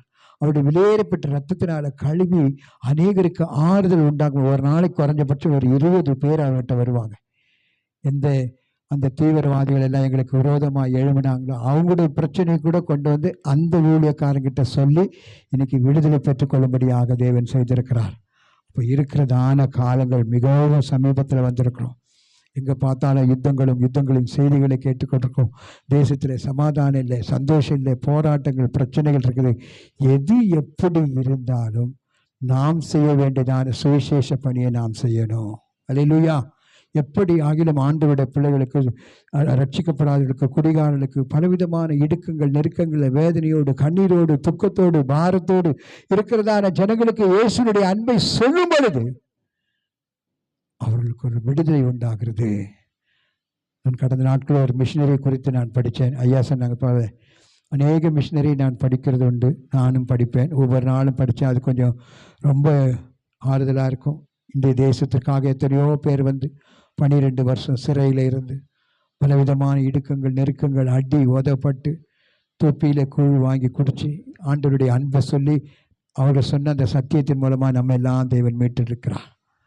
ஈரான் தேசத்தில் ஒரு வாலிப பெண் ரகசியமாய் ஆண்டவரை தன் தகப்பன் மூலமாக ஏற்றுக்கொண்டாளாம்.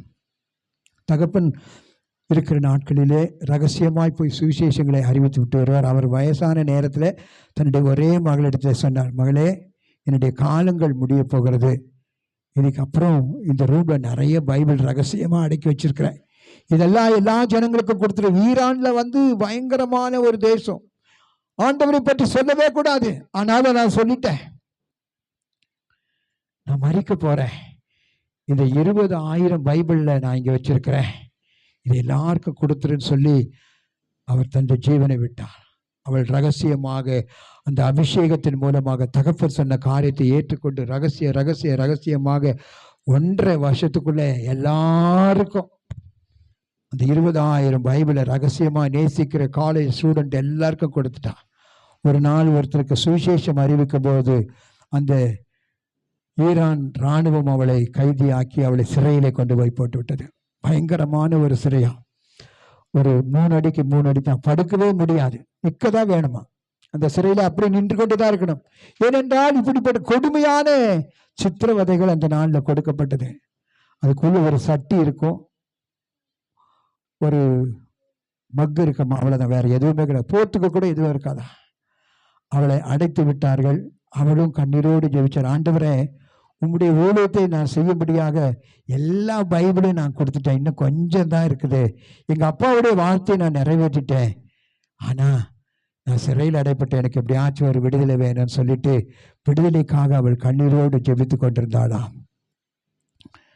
அவளுக்கு முன்பாக 20-30 சிறையில் அடைக்கப்பட்டதான ஜனங்கள், தீவிரவாதிகள், நக்சலைட்டுகள் இருப்பார்களா. இவளுக்கு எதிரே இருந்ததான சிறையில் அவளை நிற்க வைத்து விட்டார்கள். அங்கேயே மோஷன், அங்கேயே யூரின், சரியான தண்ணி கிடையாது, ஒரே நாற்றம் எடுத்து அவள் சரீரம் முழுசும் அப்படி குஷ்டரோகம் மாறிவிட்டதா. எந்த ஒரு அரசாங்கம் அவளுக்கு அந்த பனிஷ்மெண்ட் கொடுத்தாங்களோ அவங்க 3 மாதத்துக்கு ஒரு முறை அந்த வழியாக வந்து ஜனங்களை பார்த்து கொண்டு போவார்களாம். அப்படி பார்த்து கொண்டு போகும்போது உள்ளே இருக்கிறதான அந்த கைதிகள் கடுமையான வேதனைக்குள்ளாக உள்ளே இருக்கிறதான மலத்தை எடுத்து அவர்கள் மேலே அடிப்பார்களாம், மேலெல்லாம் பூசுவார்களாம். இதுக்கு பயந்து கொண்டே அவர்கள் கடந்து போய் விடுவார்களாம். அப்படிப்பட்ட சூழ்நிலையில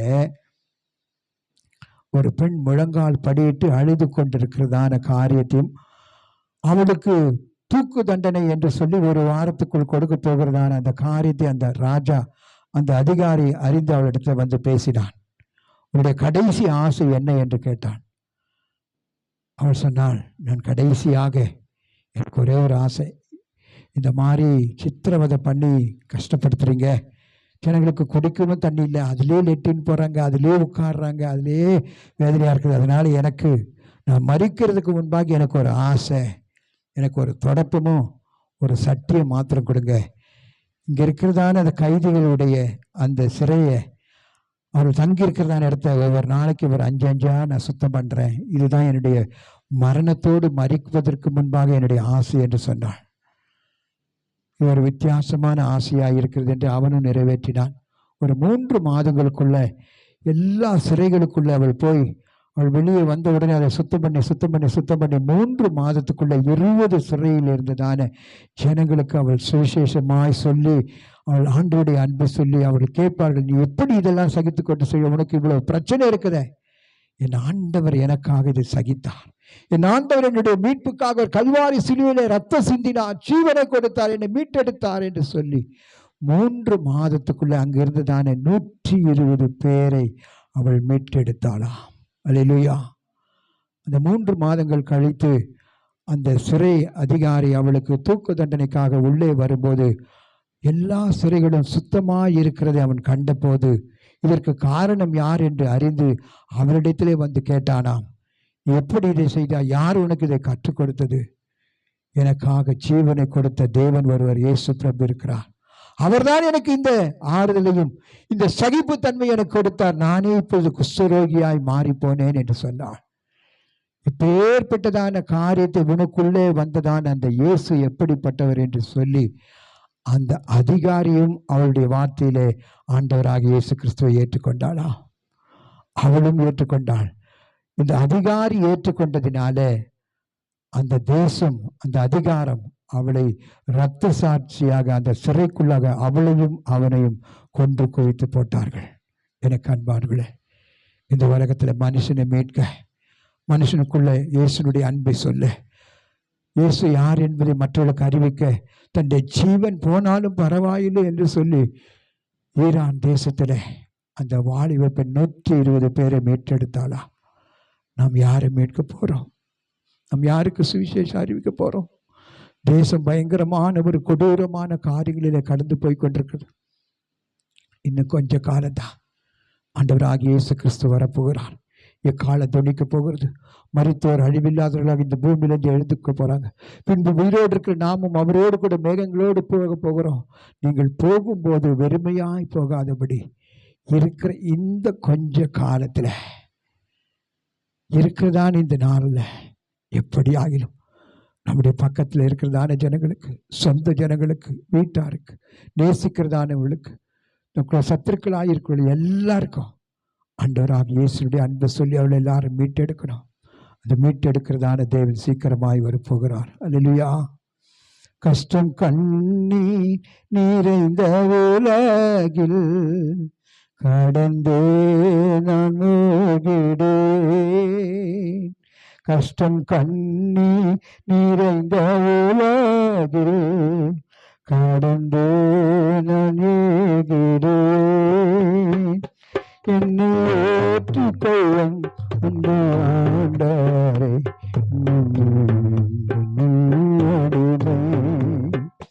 கொஞ்ச காலம் இயேசுவுக்காக கஷ்டம் பாடு சகிப்பதினான் இந்த துன்பம் இன்பமாய் மாறும். இயேசுவை நான் காணும்போது அவர் பாதம் பணிந்து விழுந்தே ஆனந்த கண்ணீர் வடித்தே. இந்த நோக்கம் ஜெயத்துடன் முடியும், அந்த நாடு சுதந்தரிப்பேன். இந்த தேகம் அழியும் கூடாரம், இதை நம்பியார் பிழைப்பார். இந்த தேகம் அழியும் கூடாரம், இதை நம்பி யார் பிழைப்பார். என் பிதா வீட்டில் வாசஸ்தலங்கள் உண்டு, இயேசுவோடு நான் கூடியிருப்பேன். என் பிதா வீட்டில் வாசஸ்தலங்கள் உண்டு, இயேசுவோடு நான் கூடியிருப்பேன். கொஞ்ச காலம் இயேசுவுக்காக கஷ்டம் பாடு சகிப்பதினான் இந்த துன்பம் இன்பமாய் மாறும். இயேசுவை நான் காணும்போது அவர் பாதம் பணிந்து விழுந்து ஆனந்த கண்ணீர் வடித்தே. இந்த நோக்கம் ஜெயத்துடன் முடியும், அந்த நாடு சுதந்தரிப்பே. இந்த தேகம் அழிவதற்கு முன்பதாக இந்த கூடாரத்துக்குள் இருக்கிறதான நாம், நம்முடைய பிதாவின் வீட்டில் அநேக வாசஸ்தலங்கள் இருக்கிறதா. அந்த வாசஸ்தலங்களிலே நாம் மீட்டுக் கொள்கிறதான ஜனங்களை நிரப்ப வேண்டும். யோசித்து பாருங்க, இந்த உலகத்துல ஒரு வீடு காலியா இருந்தா எத்தனை புரோக்கர் கிட்ட சொல்லி அந்த வீட்டுக்கு ஒரு ஆளை கொடுங்க ஐயா, ஐயா உங்களுக்கு அதுக்கு தேவையான பணத்தை கொடுக்குற. ஒரு வீட்டுக்கு வாடகை வீட்டுக்கே இவ்வளவு பிரயாசப்படுறோமே. பரலோகத்துல அநேக வாசஸ்தலங்கள் இருக்குது ஐயா, அநேக வாசஸ்தலங்கள் இருக்குது. ஒவ்வொரு மனுஷனுடைய சுபாவத்துக்கு ஏற்றவாறுதான் தேவன் அந்த வாசஸ்தலங்கள் உனக்கு கொடுக்க போறார். நீ இந்த காரியங்களை யார் எனக்காக செய்வாங்க, என் காரியங்களை யார் எனக்கு செய்ய முடியும் என்று ஆண்டவர் கேட்டுக்கொண்டிருக்கிறான். இன்னைக்கு அநேக சோடைகளா போயிட்டாங்க, அநேகர் உலக பிரகாரமா போயிட்டாங்க, எல்லாரும் பின்மாறி போயிட்டாங்க. ஒரு கடைசி நாட்கள்ல வந்திருக்கிறோம். எப்படி ஆகிலும் ஆண்டவராகிய இயேசு கிறிஸ்துவுக்கு மனவாட்டியாய் மாறுவது மாத்திரமல்ல, ஒரு கூட்ட ஜனங்களை மீட்கெடுக்கணும். ஒரு வாலிப பெண் 20 வயசுல தன் தகப்பன் கொடுத்த ஒரு வாக்கு மீறாதபடி எத்தனையோ விதமான சூழ்நிலைகளுக்கு மத்தியில் சரீரத்துல 3 மாதங்கள் சிறையில அடைக்கப்பட்டு குஷ்டரோகியாய் மாறி கடைசி நேரத்தில் அந்த இயேசுவை மறுதலிக்காதபடிக்கு 120 பேர் அவர் மீட்டெடுத்தாரா. இனி இருக்கிற நாட்களில் நாம் மீட்டெடுப்போம். ஆண்டவராகிய இயேசு சுவாமி சீக்கிரம் வரும்போது அவரோடு ஆளுகை செய்ய தேவன் நமக்கு உதவி செய்வாராக. ஆமென்.